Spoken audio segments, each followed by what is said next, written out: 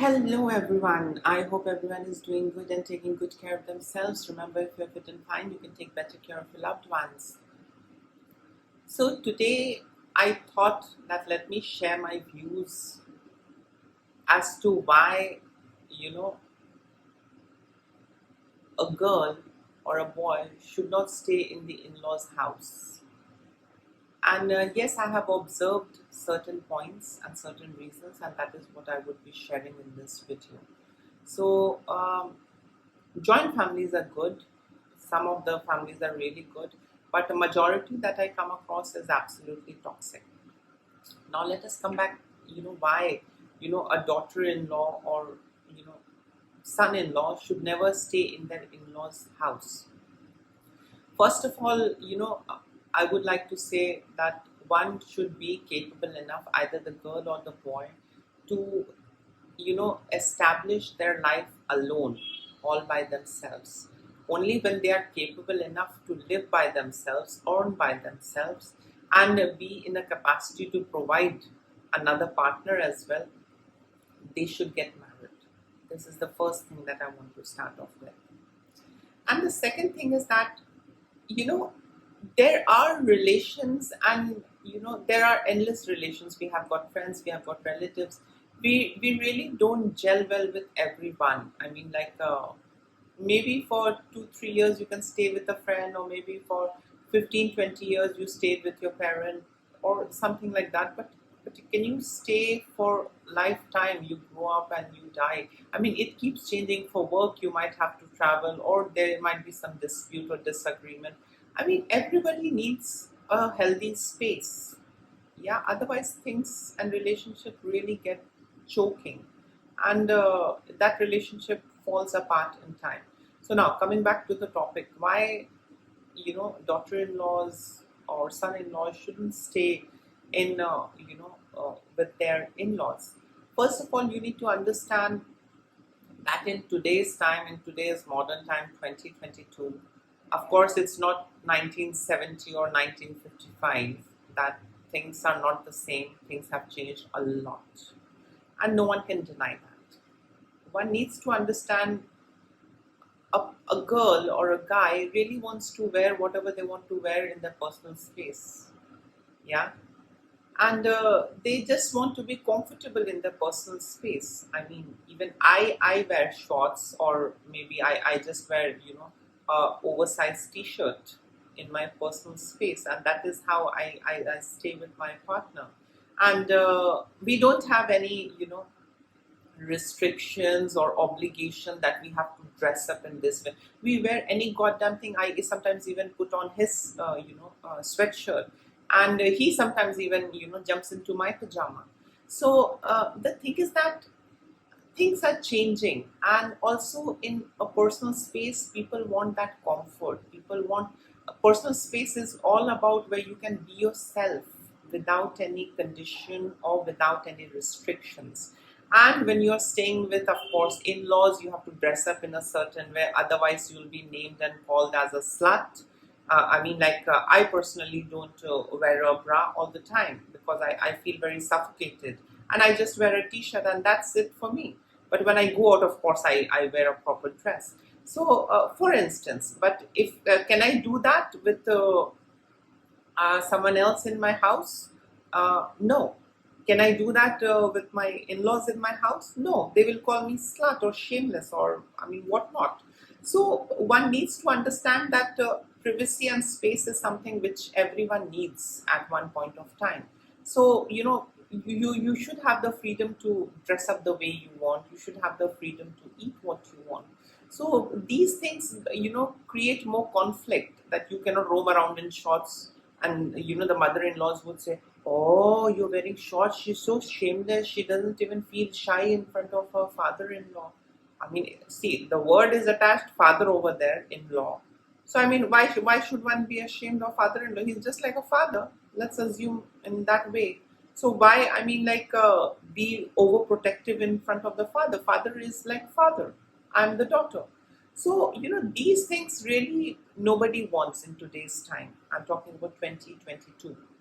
Some people might come and say that, oh no, this is how our sanskar was, or whatsoever our ancient culture was. See, ancient culture and tradition is something which was very different, diverse, and it was a different timeline. We can't selectively imbibe things and selectively abuse in the name of something which we have not seen or which is not video recorded.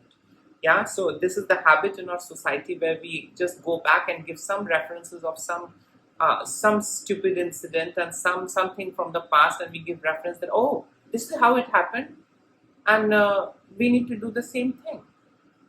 So if you go by that, people used to wear dresses made out of leaves. So why are the in-laws wearing all these silk and cotton and khadi? That raises the question. Go organic, live in a jungle.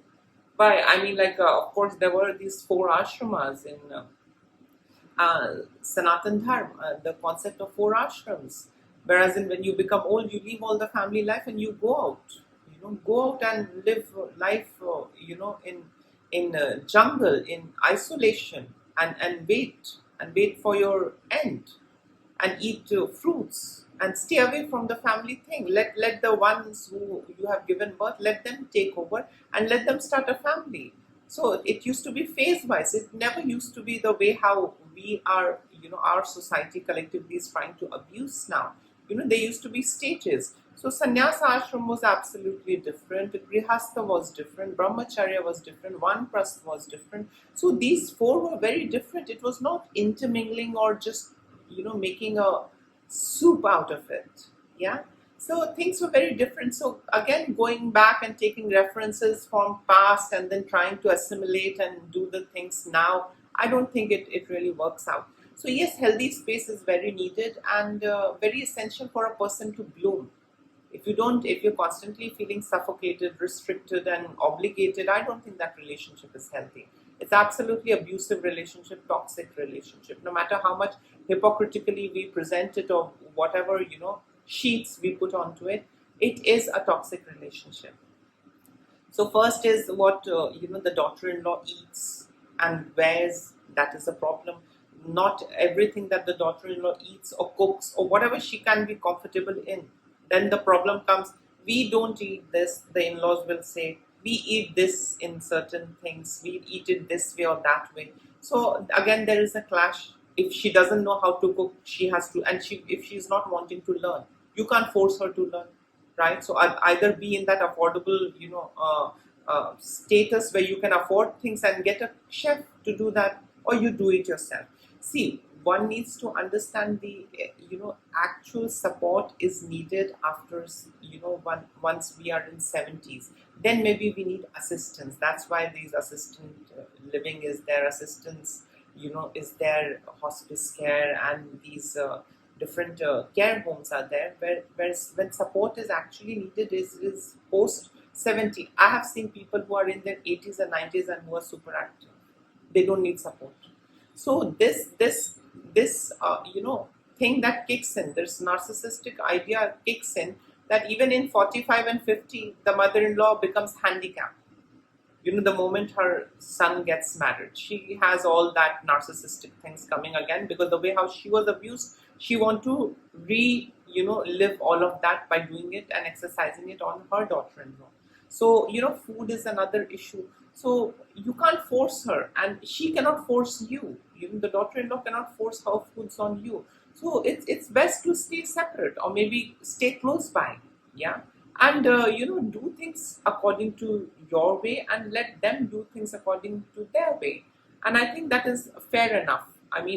One shouldn't be pushed on with responsibilities if they really don't want it. And if you can't change, change is the permanent constant. If she likes eating certain things, so one should explore that as well. Give her a chance. See how her life is. Try and live that way as well. And if you don't like it, then it's fine. So never force, and never, it's a two-way process, as how I have said it in a lot of my videos, that relationship is a two-way process. It can't just be one way. Yeah. So again, food and clothes, that becomes a problem in an Indian household. The next one, is that the in-laws might have a different, guest list.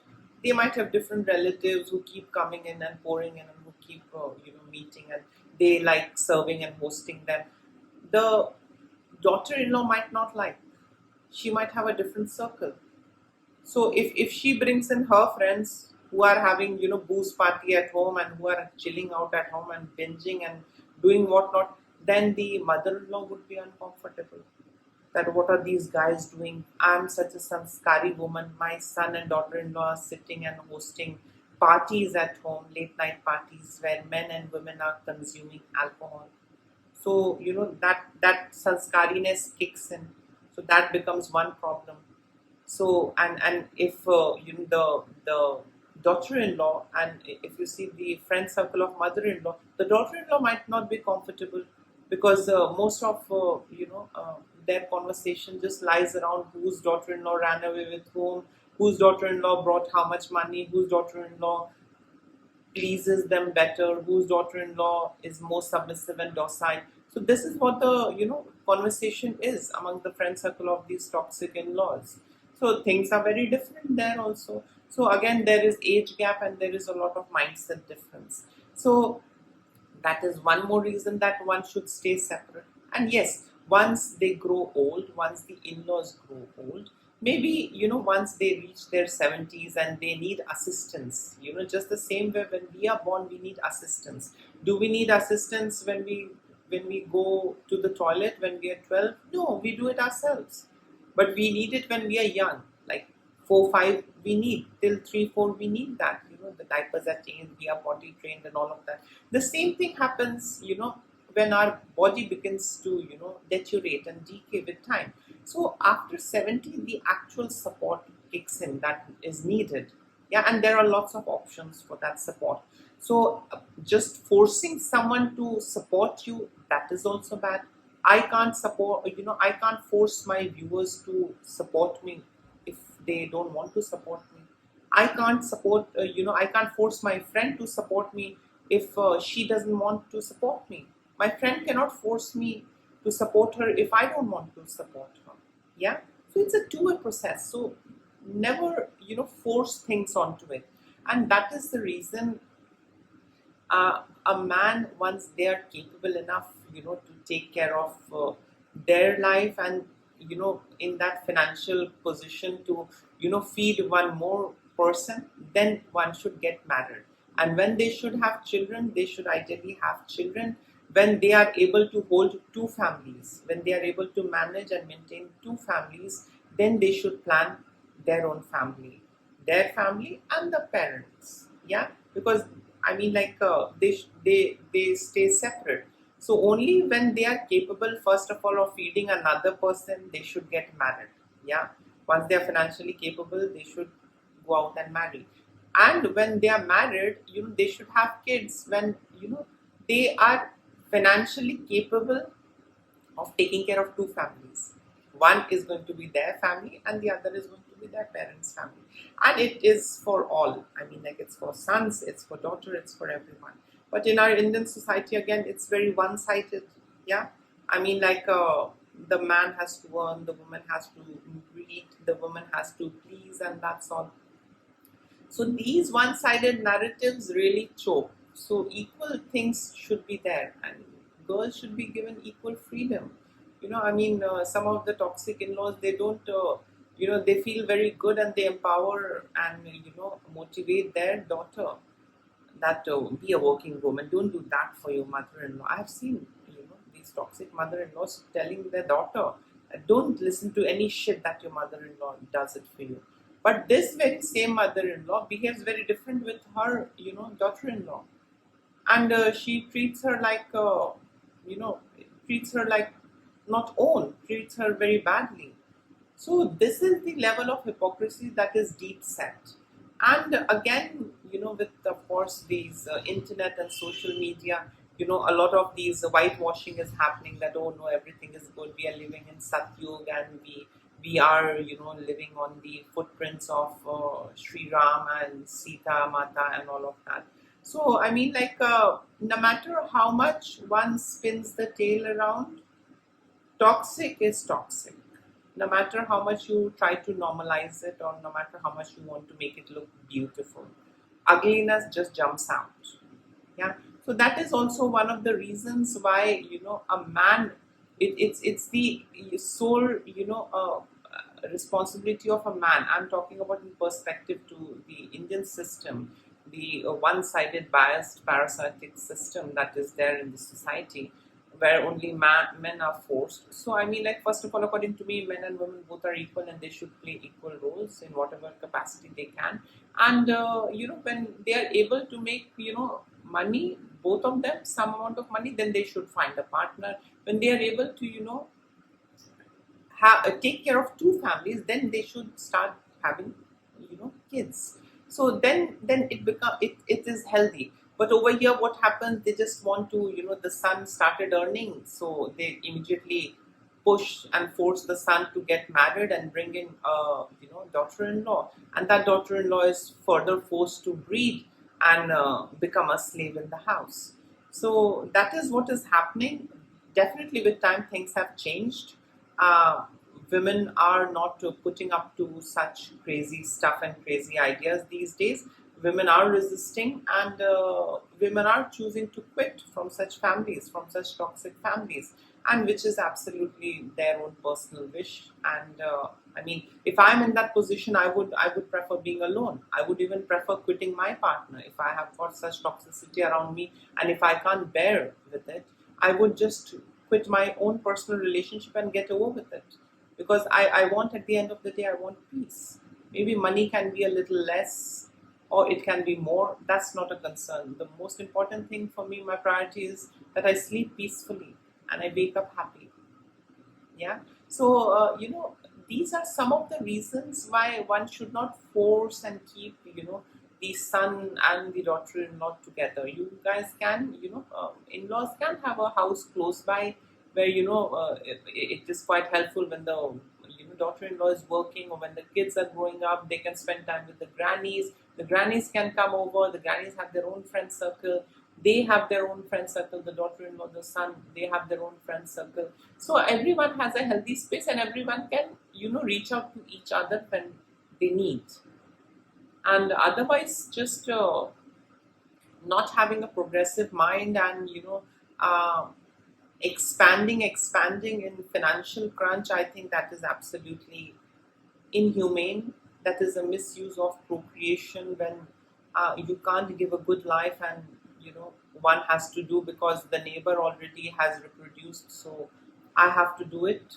And if I don't do it, I'll be labeled something. It hardly matters. Nobody pays my bill and nobody cares shit in this world.